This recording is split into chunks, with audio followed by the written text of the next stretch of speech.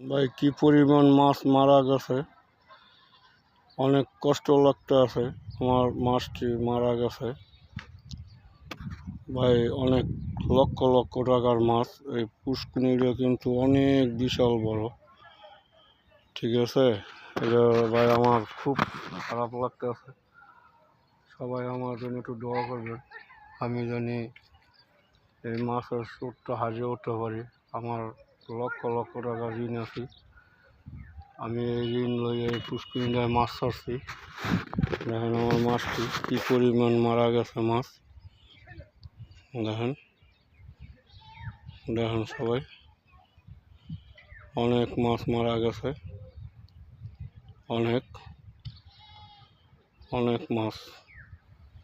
এই যে সামনেও আছে, সব জায়গায় মাছ, সব জায়গায়। ভাই আমার মাছটি মারা গেল কী কারণে জানি না, আল্লাহ পাকই জানে।